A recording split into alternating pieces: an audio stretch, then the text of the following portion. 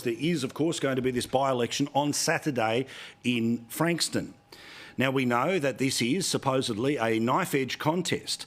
The original polling was 52-48 in favour of the Labor Party. Then there was one poll that suggested it was 51-49 in favour of the Liberal Party. A new poll has come out tonight suggesting that there is a very significant, almost a quarter of all voters that are undecided.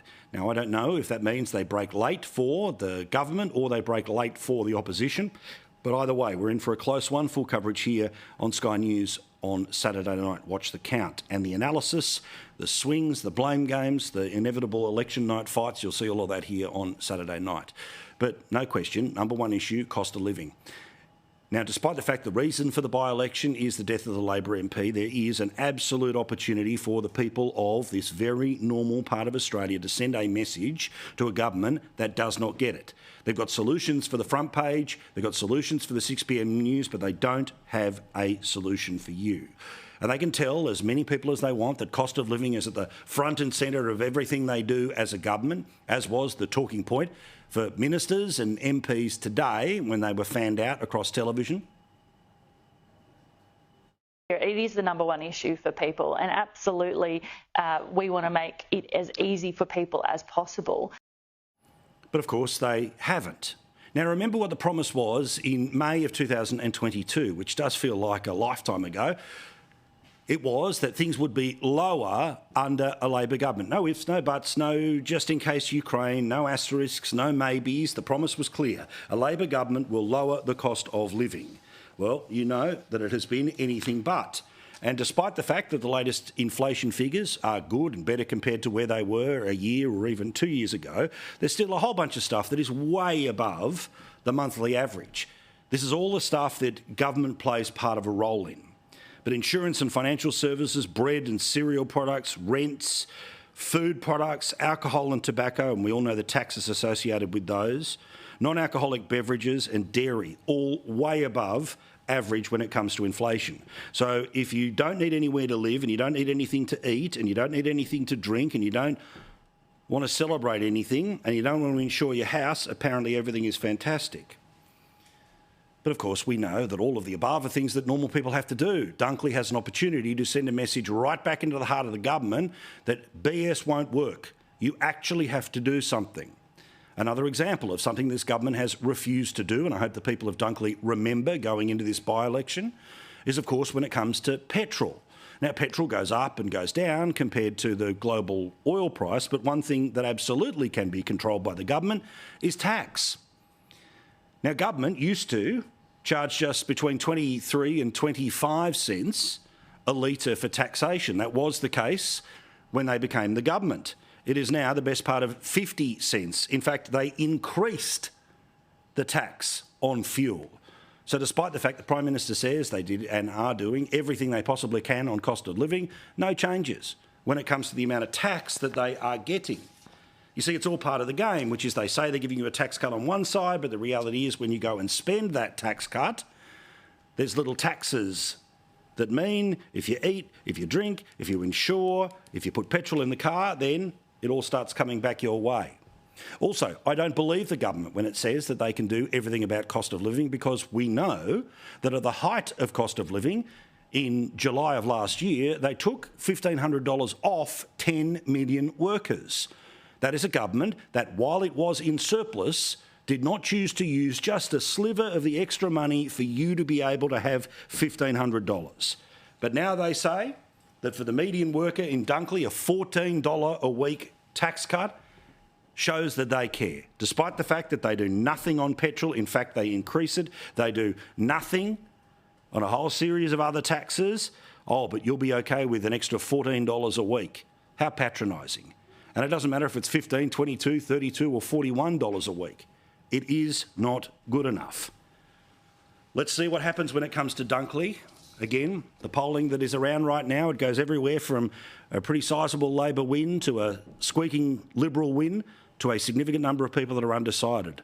Who knows what's about to happen? Dunkley, I hope you send a message and I hope you send it hard, because this government doesn't get it. They think they can BS to people. Live coverage, 6 p.m. this Saturday. The best team in the business having a look at the Dunkley by-election. Without doubt, the greatest broken promise thus far of this government is the promise to do something about your power bills, because remember, everything will be lower when it comes to cost of living under Labor. And of course, the porky pie that the Prime Minister has absolutely broken, will not recommit to, but for some reason the rest of the media let him get away with, the central lie of the 22 campaign. Reducing power prices by $275. By 2025, $275 a year. $275 a year. We'll get power prices down by $275 a year. And if this is the first time you've watched us this week, can I remind everyone of what we showed you last night, an interview with our friend Laura Jays and the Prime Minister, where he repeated the same dodges that he gave to David Pemberthy on 5AA in Adelaide. This policy is dead, it is buried, it is cremated. But the media, well, the Prime Minister thinks he doesn't even have to announce that it is dead, buried and cremated. Well, if you earn $45,000 a year, you pay little tax. It's about $4,000 a year. Those same people, Prime Minister, are still waiting for $275 off their power bills. Is that going to happen, yes or no? Well, what you'll get as well is our energy price relief plan has made a substantial difference, not just to people's bills by lowering them, or $275 but importantly, putting that downward pressure on inflation. By the way, the best spin they could put on that was half of 1% of all of the inflation has been changed as a result of those multi-billion dollars that are being spent to artificially try to push down the wholesale price. But the retail price, it continues to go through the roof. Yesterday, there was details that home owners are paying $1,000 more for their power bills than actually businesses are. And we know that the cost of going from a grid that has reliably worked to the one that makes people feel better when they go to international conferences could be up to $1 trillion, according to the CSIRO. The promise of $275, gone. No accountability for it. But interestingly, another poll has dropped about what Australians' priority is when it comes to power. And surprise, surprise, we want to cut our power bills more than we want to cut our part in 1% of the world's global emissions. When asked to rank 1, 2 or 3, what should be the top energy priorities of the Australian voter? Lowering energy costs is number 1 at 59%. Then it is maintaining energy reliability at 55%. And then at the back of the pack, third by a bigger margin than anything else, was about further emissions reductions. Now, again, I do not know how, I do not know why, but the polling that was there during the last election and for many years before, that when Australians are faced with a fork in the road between doing something to reduce 1% of global emissions or keeping prices low, or how much are you willing to pay to achieve it, of course, Australians always choose pocket over emissions. Again, I hope the good people of Dunkley are watching, because unless a message is actually sent to the government, it's going to be more of the same. You've got old mate Chris Bowen out and about pretending that he can put literally tens of billions, $60 billion worth of buy-offs for renewable energy. He can put them off the books so they don't appear in the budget. But it's all still borrowed money. We still owe the rest of the world the best part of $1 trillion, but we'll just add an extra 60 on top of it, and then we'll say that there is a solution. This is the same bloke, of course, who wants to ban the type of car that you could drive, but then wants to also patronise you, that despite the fact that he's putting a system in place that means certain cars slowly but surely will not fit the fuel standards of the country, oh, there's no ban in place. That's how stupid they think you are. I know you're not. You know you're not.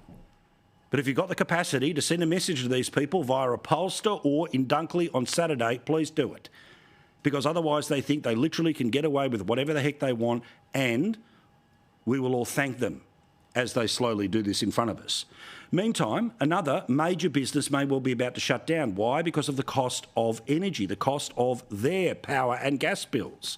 It's a big company that makes a whole collection of plastics in Australia, and they are seriously thinking about pulling the pin because the cost of their energy to make these products, which Australians demand, both at home and at work, well, they might disappear, as may the nickel refineries in Western Australia, as have the paper mills In Tasmania, yet another broken promise from the Prime Minister who breaks them by the day.